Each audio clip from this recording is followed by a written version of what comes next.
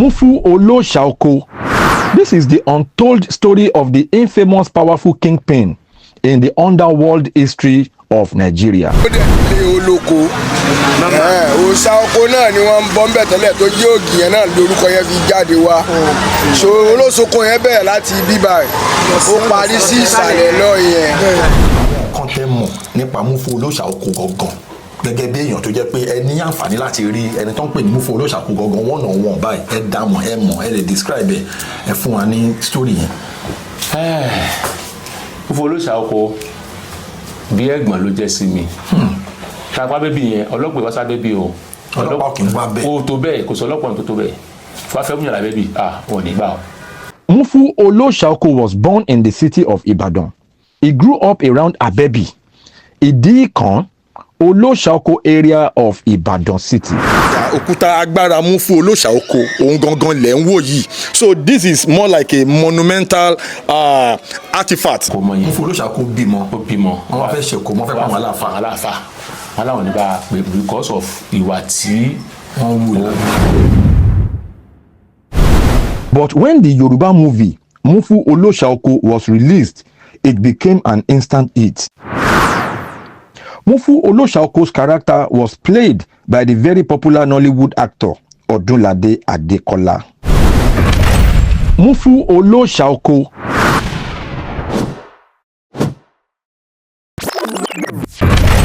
Mufu Oloshaoko. This is the untold story of the infamous powerful kingpin in the underworld history of Nigeria. Yes, so ṣàtìrí àdúgbò táwa yìí gangan ló ń pè ní Olóṣàoko. Yes, Olóṣàoko, one of the most historical sites ní Ìbàdàn, one of the most important locations ní Ìbàdàn. Òun ni Olóṣàoko junction yẹn la wà yìí. Ẹ̀yin tèmi mo fẹ́ kẹ́ rí dáadáa. Yes, ṣàtìrí junction yìí gangan. Ẹ jẹ́ kí n kí àwọn èèyàn. Ẹ jẹ́ kí n kí àwọn èèyàn. Ẹ káàárọ̀ o, mo kí yín o. Ẹ jọ̀ọ́ fún àwọn tí wọn ò mọ̀ ẹsíké fún àwọn tí wọn ò mọ̀ tó ń doubt pé Olóṣàoko kọ́ ni mo wà. Ẹ jọ̀ọ́ kí ni orúkọ bí ta wà yìí? Olóríṣàoko. Olóríṣàoko ni lọ́wọ́ sọ di Olóṣàoko. Ẹ jọ̀ọ́ kí lẹ lè sọ díẹ̀ nípa ìtàn bíbà Olóríṣàoko? Ìdí wo náà ṣe ń pè ní Olóríṣàoko? Àwọn àgbààgbà náà ló tóró lọ ọba lọ́dẹ̀ tó yín rí fan àwọn bàbá wa náà ni wọ́n lè sọ wúlẹ̀wúlẹ̀ ohun tó pilẹ̀ rẹ̀, so that's why àwọn ò lè sọ nípa rẹ̀ lọ títí. Táwa náà bá mi. Ẹ jẹ́ káwọn sọ̀rọ̀ àwọn ọmọ Olóṣàoko gẹ́gẹ́gẹ́ àwọn gẹ́gẹ́. Táwa náà bá ní orúkọ yẹn ti wà látayébáyé ó dẹ̀ nílé olóko. Olóṣàoko náà ni wọ́n ń bọ́ ńbẹ̀ tẹ́lẹ̀ tó jẹ́ ògì yẹn náà lórúkọ yẹn fi jáde wá. So Olóṣàoko yẹn bẹ̀rẹ̀ láti bíbá ẹ̀ ó parí sí ìsàlẹ̀ lọ yẹn. So ti ojú Olóṣàoko ojú ọjà gangan níwájú ọ́fíìsì yẹn ń kà náà yẹn ojú ọjà Olóṣàoko gangan nìyẹn. So ẹ ti rí i pé kò ń ṣeré rárá àdúgbò táwa yìí gangan one of the most historical locations ní Ìbàdàn ibẹ̀ la wà yìí junction Olóríṣàoko a máa tún wọnú ibẹ̀ yẹn lọ a máa gbé yín débẹ̀ ẹ ṣé gan. ẹni kò fẹ́ Abẹ́bí náà la wà yìí. Agbórí afọ́nkà la wà. Afọ́nkà. Ẹ ṣáà ti rí Abẹ́bí la wà. See am, we dey feel am.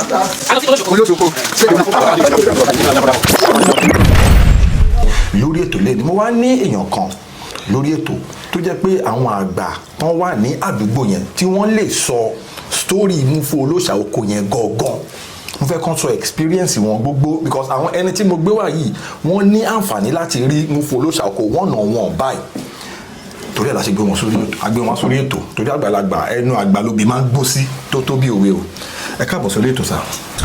Ẹ kú ilé o gbogbo ẹ̀yin èèyàn fẹ́ ń gbọ́ wa lágbọ́ àmọ́ rí yín bá o ẹ sì mọ̀ bá wa o. Orúkọ mi ni Alhaji Wasiu Bámidélé Akínbọ́dé. Dáàdi ẹ káàbọ̀ sórí ètò lẹ́ẹ̀kan sí. Mo fẹ́ kí ẹ yànnàná àwọn nǹkan tẹ́ mọ̀ nípa Mufu Olóṣàoko gangan gẹ́gẹ́ bí èèyàn tó jẹ́ pé ẹ ní àǹfààní láti rí ẹni tó ń pè ní Mufu Olóṣàoko gangan one-on-one báyìí ẹ dámọ̀ ẹ mọ̀ ẹ lè describe ẹ fún wa ní story yẹn. Mufu Múfú Olóṣàoko bí ẹ̀gbọ́n ló jẹ́ sí mi ó jù mí lọ ní ọjọ́ orí ṣùgbọ́n mo mọ̀ wọ́n dáadáa torí bàbá wọn babaláwo ni wọ́n ń ṣe ṣẹ́ṣẹ́ ló wọ́n ń ṣe bàbá tèmi àti bàbá Múfú Olóṣàoko wọ́n jọ súnmọ́ra dáadáa ní real life. ní real life Abẹ́òkúta ni bàbá mi ọmọ Múfú Olóṣàoko Ìbàdàn ni nígbà náà àwọn dàgbà jù wá lọ ṣùgbọ́n àwọn gbé Abẹ́bí àwọn gbé Olóṣàoko sí Abẹ́bí wọ́n jọ pààlà ni kò jìnnà síra wọn nígbà náà mo rántí 1975 yà tí Múfú Olóṣàoko à ń pè ìyá kan ní ìyá Alékúsọ ọmọ wọn jẹ́ Fatai bọ̀dà Fatai wọn ju èmi lọ wọn á jẹ́ ọmọ ẹ̀yìn Múfú Olóṣàoko ìyàwó á gbìyànjú láti mú bọ̀dà Fatai kó lẹ́yìn Múfú Olóṣàoko ńgbà náà tí ó jẹ́ pé wọ́n mú wọn lọ sóko wọn wọ́n wá Múfú àti àwọn ẹ̀mẹ̀wé wa fẹ́ da àdúgbò wa láàmú lọ́dún náà àwọn wọn pè bọ̀dà kan ní bọ̀dà Tájù Bífálò wọn pè kan ní Bros Kúnlẹ̀ àǹbọ̀dọ̀ ṣọ́ àǹbọ̀dọ̀ Aládélé gbogbo yẹn àwọn alágbára àdúgbò gbà náà nìyẹn kápá bébì yẹn ọlọ́pàá ìwásá bébì o ọlọ́pàá kì í wá bẹ́ẹ̀ o tó bẹ́ẹ̀ kò sọ ọlọ́pàá tó bẹ́ẹ̀ fún afẹ́ múyànlá bébì wọn ò ní gbà o wọ́n ṣàjọ fa lọ́dún tá à ń wí yìí wọ́n jọ fa tẹ́ pé àdébìdè Múfú sá lọ fún wọn ni o ní ọdún 1975 kò pẹ́ sígbà yẹn Múfú lọ sí Àkúrẹ́ Múfú Olóṣàoko tó fi mú gbà náà. Múfú Olóṣàoko was born in the city of Ibadan. He grew up around Abebi, Idi-Ikan, Olóṣàoko area of Ibadan city. Now, let us take a trip to Olóṣàoko area, where Múfú Olóṣàoko started his journey. mo ti fi junction Olóṣàoko ibi tó ti bẹ̀rẹ̀ mo ti fi hàn yín lẹ́ẹ̀kan ẹ̀rẹ̀ tí bá àwọn tiwa náà sọ̀rọ̀ ibi táwa wà yìí gangan ni agboolé àwọn Múfú Olóṣàoko ilé tẹ̀wò yìí àwọn nílé wọn gangan òun lélẹ̀ wọ́n ní pálọ̀ Múfú Olóṣàoko òun gangan ni mò ń nawọ́ sí yìí so this is one of the most historical significant locations ní Ìbàdàn ibẹ̀ gangan la wà yìí mo fẹ́ gbé yín débẹ̀ gangan ni so ẹ jẹ́ ká wá lọ màá tún gbé yín dé iwájú ilé Múfú Olóṣàoko gangan ẹ̀yin tèmi ẹ bá mi ká lọ. When I was in primary school mo wà ní St. Michael primary school tó wà ní Òkè Síénì school bẹ́ẹ̀ mo lọ ní primary school mo ti rí oríṣiríṣi nǹkan tí Múfú ṣe ń gbà náà tó jẹ́ pé kò sí mọ̀ fẹnu sọ. àwọn nǹkan wo gẹ́gẹ́ bí alágbára tẹ́ pé ní ìgbà yẹn obìnrin kan bọ̀ ó lù àánú oyún tó ń bọ̀ níbi wọ́n pè bẹ̀ ní olókun níbẹ̀ school wa sẹ́mẹ́kà yẹn gbogbo yẹn igbó wà ní ẹ̀yìn yẹn mo wà ní class primary six mo wà nígbà yẹn mo wà ní class lókè àdáde wà lókè class yẹn lọ́dún náà mo máa wo ọdún ṣẹlẹ̀ títì báyìí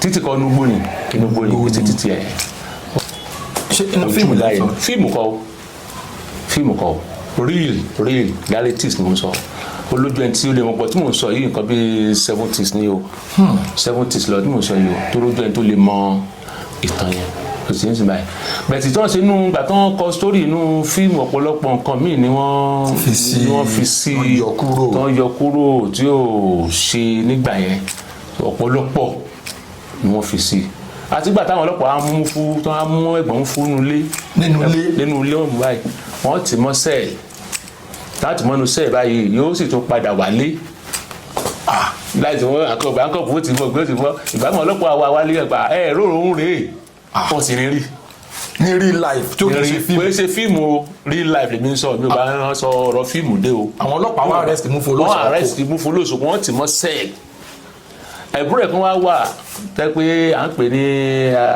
Ṣakí àbíkínẹ́ kan ṣe àbúrò ó jọ wọn gan ó jọ Múfú gan orí àwọn ń jìyà Múfú jù wọ́n ti ọkọ̀ ààrẹ sí ẹ̀ wọ́n jọra gan Múfú àgbà òun Múfú rẹ̀ àbúrò lẹ mú yìí wọ́n fà àbúrò lẹ̀ wọ́n fi Múfú sínú sẹ́ẹ̀lì kó tó àbúrò tó délé Múfú ti délé ó ti dénú ilé Ọlọ́run kan agbára yẹn ó jogún ẹ̀ ni ṣùgbọ́n bàbá wọn gbà náà àwọn ò fi ṣe irú nǹkan bá wọn fi ń dá àwọn èèyàn la wọ́n fi ń tọ́jú èèyàn ni ṣùgbọ́n nígbà tí wọ́n bá papòdà tán agbára yẹn àwọn ìwé àkáǹtì oògùn yẹn ọ̀bùrà ń fún lórí sí ọ̀tọ̀ tó ṣẹlẹ̀ ni tẹ́ bá rí délé wọn sìn òkúta kan wà lẹ́gbẹ̀ẹ́ lélẹ́kejì ilé wọn yẹn òkúta agbára ẹni òkúta agbára Mufu Olóṣàoko gangan ni. yes so mo ti sọ fún yín pé historical locations ní Ìbàdàn òun la wá touch mo dẹ̀ ti fi junction Olóríṣàoko gangan bí tó ti bẹ̀rẹ̀ mo ti fi hàn yín mo tún ti fi ilé Mufu Olóṣàoko gangan mo ti fi hàn yín mo tún ti fi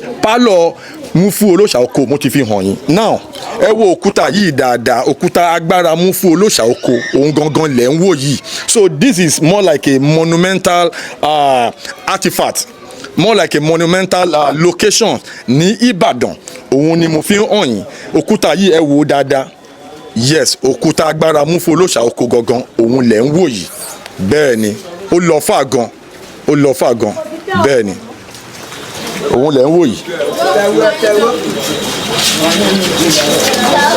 ó yá ẹ jẹ́ kí n tún gbé yín lọ sí iwájú màá gbé yín débẹ̀.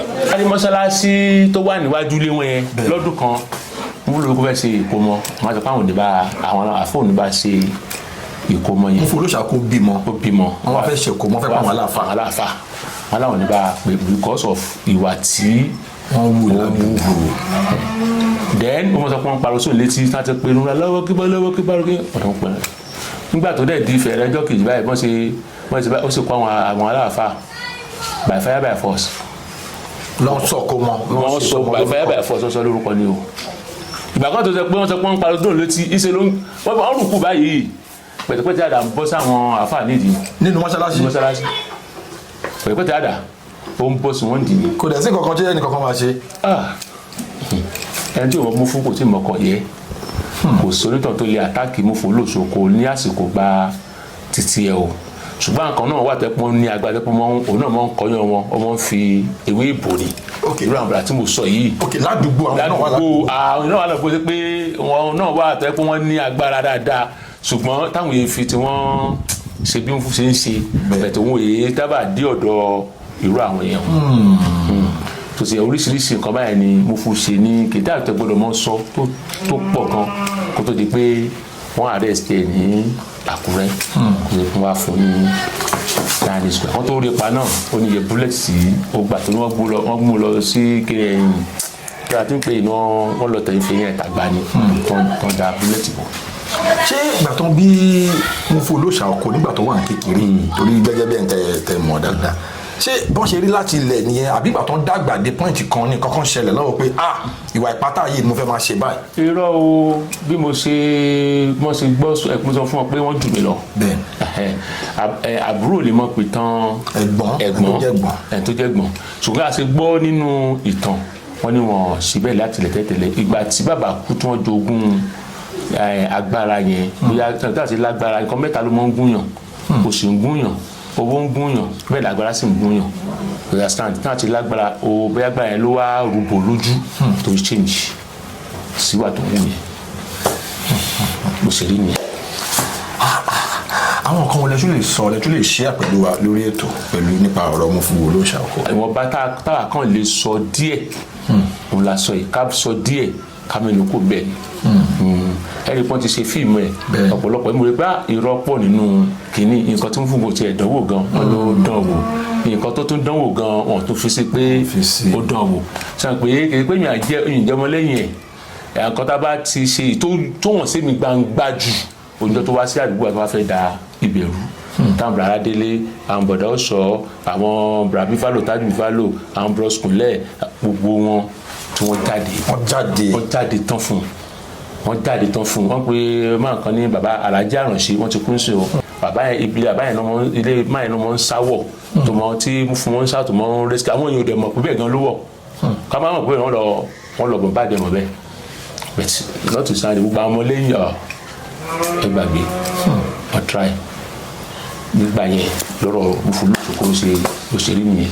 ẹ ti gbọ́ torí tọmọdé ò bá bá tàn àbá àròbá ni bàbá tán gbogbo àwọn kinní ó máa ń da kí àwọn èèyàn máa mọ̀ ká máa share experience pẹ̀lú wa ká lè máa kẹ́kọ̀ọ́ sí. Mufu Olóṣàoko was one of the most powerful persons ní Ìbàdàn.